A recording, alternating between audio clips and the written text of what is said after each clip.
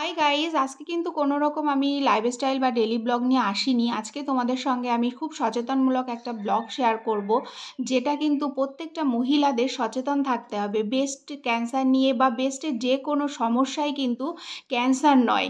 তো সেই জন্যে ডক্টর তাপ্তি সেন কী বললেন তার মুখ থেকে সরাসরি তোমাদেরকে বলবো, আর তোমরা সেই জিনিসগুলো মেনটেন করবে, তাহলে কিন্তু ব্রেস্টের কোনো সমস্যা বলে মনে হবে না।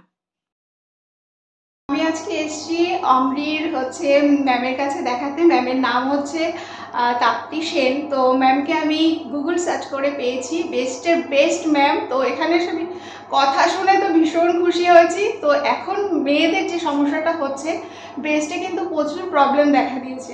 তো আগে থেকে না ঘাবড়ে, আমি যেরকম প্রচুর ঘাবড়ে গেছিলাম, তো ম্যামের কাছে এসে এখন আমার অনেক রিপোর্ট করতে দিয়েছে। তো রিপোর্ট না দেখে বলতে পারবে না, তবুও উনি ওনার যে অভিজ্ঞতা থেকে বলেছে, আমার ভয়ের কোনো কারণ নেই। তো সবাইকে বলবো ম্যাম একটু বলবে এই সম্বন্ধে, কেউ আগে থেকে ঘাবড়ে যাবেন না। নমস্কার, আমি ডক্টর তাপ্তি সেন। আমি একজন ব্রেস্ট সার্জন। আর এটা উনি যে বললেন, আপনাদের সামনে ধরে তুললেন কি হ্যাঁ উনি ব্রেস্টে একটু প্রবলেম হয়েছিল, সেই জন্য উনি এত ভয় পেয়ে গেছেন কি উনি অনেক দূর অবধি ভেবে নিয়েছেন কি ওনার ক্যান্সার হয়েছে, ব্রেস্ট বাদ যাবে। এটা কিছুই না। ব্রেস্টের টিউমার হতে পারে, ব্রেস্টের টিউমার হলে 85% 90% ক্যান্সার থাকে না। তো আপনারা যদি ব্রেস্টের টিউমার হয় বা কোনো রকম প্রবলেম হয়, তো একটা উল্টো পাল্টা জায়গায় যাবে না, ছোটোখাটো জায়গায় গিয়ে টেস্ট করিয়ে যদি আপনাদের একটা ভয় দেখিয়ে দেয়, তখন আপনার পরবর্তীকালে ট্রিটমেন্টগুলো আপনারা ভয় পেয়ে যান, হয়তো আসতে পারবেন না, ভুল জায়গায় চলে যাবেন। যেটা আমি বলতে চাইছি কি ব্রেস্টে প্রবলেম মানেই ক্যান্সার না। ব্রেস্টে যত প্রবলেম হয় তার মধ্যে মাত্র 5% ক্যান্সার থাকে, 95% কিন্তু বিনাইন ডিসিজ থাকে।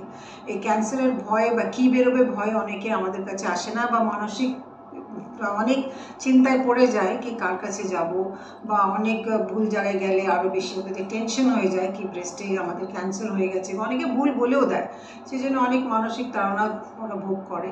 জাস্ট আপনাদের যদি কোনো ব্রেস্টে প্রবলেম হয়, তো কোনো প্রপার ব্রেস্ট সার্জনের কাছে যাবেন, একটা প্রপার সেন্টারে যাবেন, প্রপার ট্রিটমেন্ট করাবেন। আর সব জায়গায় ব্রেস্টের ইমেজিং ভালো হয় না।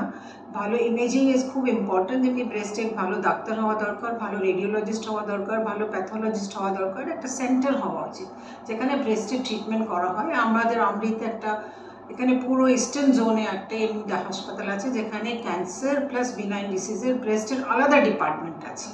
সো কোনো অসুবিধা হলে আপনারা সবসময় কোনো কনসালটেন্টকে কনসাল্ট করবেন, আর কনসাল্ট করে, আর যদি আপনাদের মনে হয় আপনাদের আমাকে ডাইরেক্ট কনসাল্ট করতে পারেন, বা আমাদের হাসপাতালে এসে you can take a opinion. ঠিক আছে, ভয় পাবেন না। ব্রেস্টে সব কিছু কিন্তু ক্যান্সার হয় না।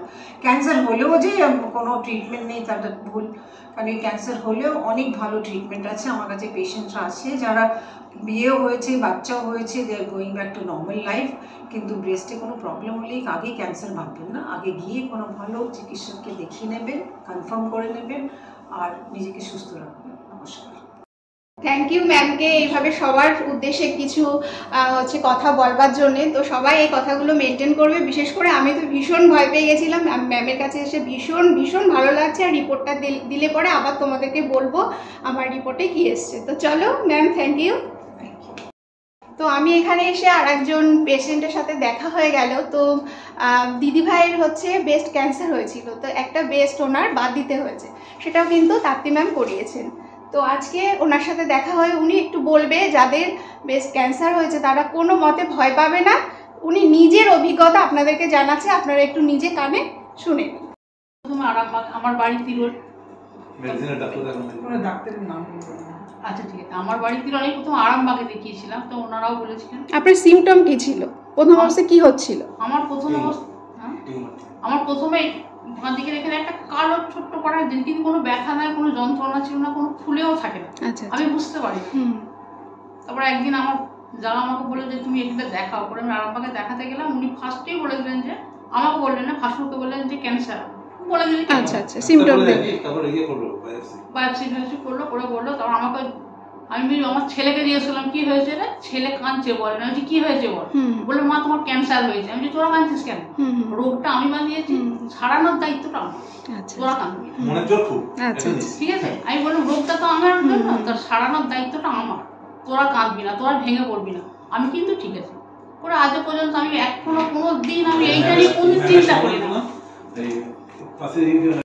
তো দিদিভাইয়ের যখন প্রথম অবস্থায় ধরা পড়েছিল, দিদিভাই বললেন টিউমার, তো কোনো সিমটম ছিল না, কিন্তু উনি একটু টিউমার ফিল করাতে বা নিজের হাত দিয়ে কিছু শক্ত ফিল করাতে উনি মেডিসিনের ডাক্তারের কাছে যায়।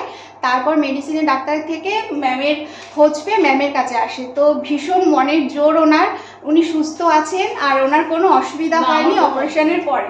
দেখুন নিজেই এখানে, আর ওখানে দাদা রয়েছেন, দাদাও বলছেন, এখানে হচ্ছে দিদিভাইয়ের ছেলে রয়েছে, তো ও বলছে মানে ভীষণ ভালো আছে। আর দিদিভাই ওনাদের সবাইকে সাহস জুগিয়েছে যে তোমরা টেনশন করবে না, আমার রোগ হয়েছে, আমি এটাকে সারাবো।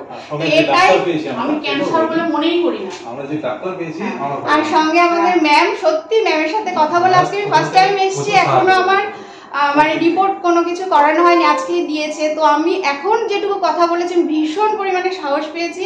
আমি তো কান্না করে দিয়েছিলাম এসে যে আমার কি হবে। ম্যাম প্রথম বায়োপসি করতে আমাকে জিজ্ঞেস করলো আপনি কি করেন, আপনার ছেলে মেয়ে আছে, আমি এত সাহস, আমি ম্যামের সাহসে আমি সাহস। সত্যিই তাই, আর দিদিভাইয়েরও ভীষণ সাহস আমি যা দেখলাম। তো মেন হচ্ছে যে রোগী হোক না কেন, সবাই বলে ক্যান্সারের অ্যান্সার নেই, কিন্তু তবুও যদি মনে জোর থাকে আমরা সমস্ত রোগকে টেক ওভার করতে পারবো। এইটুকুই বলবার। কোথায় আপনাদের? হুগলি জেলা আরামবাগের সাব ডিভিশনে তিরোল গ্রাম। আচ্ছা আচ্ছা, সেখান থেকে এখানে পুরো চেকআপে আসা হয়। চেকআপ মানে কি, মানে উনি যখন বলেন 4 মাস 4 মাস 6 মাস 6 মাস 15 দিন 5 দিন আমরা নেওয়ার কোনো অসুবিধা নেই। আমার কোনো অসুবিধা নেই। তো ম্যামের সাথে সরাসরি কথা বলিয়ে দিলাম। তো আশা করব আপনাদের যদি কারোর কোনো সমস্যা থেকে থাকে তো আমাকে কমেন্ট বক্সে কমেন্ট করবেন, সরাসরি ম্যামের সাথে আমি যোগাযোগ করিয়ে দেব। আর প্রচুর শেয়ার করবেন। নেক্সট ভিডিওতে আবার দেখা।